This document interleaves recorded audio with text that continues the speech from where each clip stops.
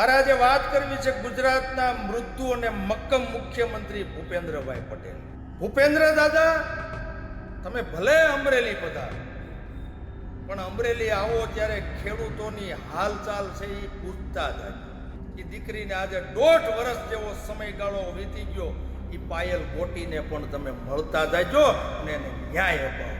આજે મારા અમરેલી જિલ્લાના ખેડૂતો દેવાના બોજ તળે ડૂબી રહ્યા છે.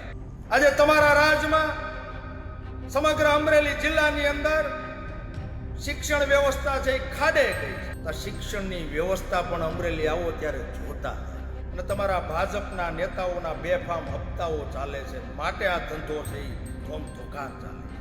તો કાયદો અને વ્યવસ્થાની સ્થિતિ છે એનું પણ તમે નિરીક્ષણ છે એ કરતા.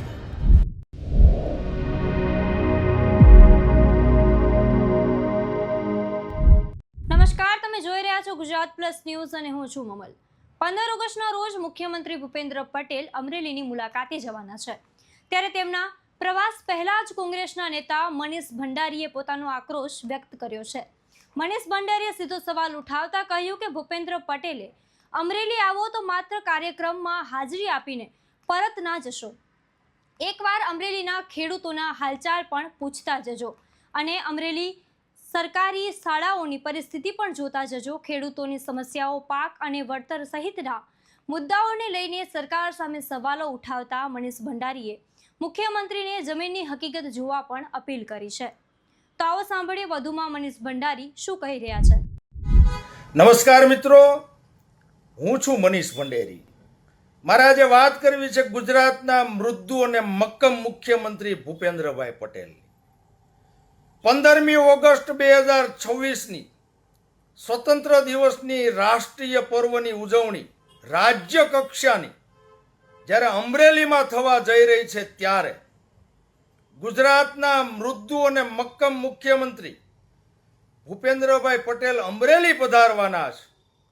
તો મારે ભૂપેન્દ્ર દાદાને કહેવું છે, ભૂપેન્દ્ર દાદા, તમે ભલે અમરેલી પધારો, પણ અમરેલી આવો ત્યારે ખેડૂતોની હાલચાલ છે એ પૂછતા જાજો. ગુજરાતમાં તમારી ભાજપની સરકારે 2019માં જે પાક વીમો બંધ કરી દીધો છે, એ ખેડૂતોના હિત માટે ફરી પાછો શરૂ કરવાની જાહેરાત અમરેલીના આંગણેથી કરતા જાજો.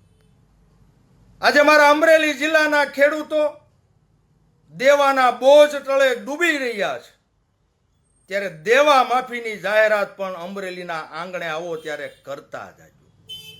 આજે મારા ખેડૂતો રોજ ભૂંડ, દીપડા અને સિંહના ત્રાસથી ત્રાહિમામ પોકારી ગયા છે. તો એની સામે રક્ષણ આપવા માટે, એના ત્રાસમાંથી મુક્તિ આપવા માટેની જાહેરાત પણ તમે અમરેલીના આંગણેથી કરતા જાજો. આજે તમારા રાજમાં સમગ્ર અમરેલી જિલ્લાની અંદર શિક્ષણ વ્યવસ્થા છે એ ખાડે ગઈ છે. સરકારી પ્રાથમિક શાળા, માધ્યમિક કે હાયર સેકન્ડરી કે કોલેજોની અંદર પૂરતા શિક્ષકો નથી, પૂરતી ભૌતિક સુવિધા નથી. તો શિક્ષણની વ્યવસ્થા પણ અમરેલી આવો ત્યારે જોતા જાય. આજે મારા અમરેલીનો યુવાન રોજગારી માટે દર ભટકી રહ્યો છે, કે સરકારી નોકરી મળતી નથી.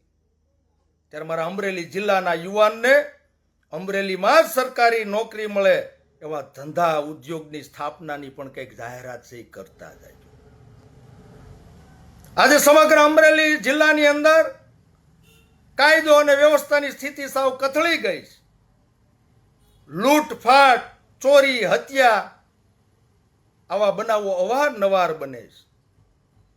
આજે સમગ્ર અમરેલી જિલ્લાના દરેક ગામડાની શેરીએ દેશી અને ઇંગ્લિશ દારૂ છે ખુલ્લે આમ વેચાય છે. નદીની અંદર કે ખનીજ માફિયાઓએ રેતી નથી રહેવા દીધી. શા માટે? આ રેતી અને દારૂના ધંધામાં સ્થાનિક પોલીસ, એસઓજી, એલસીબી, ખાણ ખનીજ ખાતું અને તમારા ભાજપના નેતાઓના બેફામ હપ્તાઓ ચાલે છે, માટે આ ધંધો છે એ ધોમધોકાર ચાલે છે. તો કાયદો અને વ્યવસ્થાની સ્થિતિ છે એનું પણ તમે નિરીક્ષણ છે એ કરતા જાજો. અને મારે છેલ્લે તમને એટલું કહેવું છે કે તમે ભલે દાદા અમરેલી પધારો, પણ અમરેલીની એક કુંવારી નિર્દોષ દીકરીનો તમારા ધારાસભ્ય વરઘોડો કાઢવો ને એની આબરૂની નીલામી કરી હતી. એ દીકરીને આજે 1.5 વર્ષ જેવો સમયગાળો વીતી ગયો.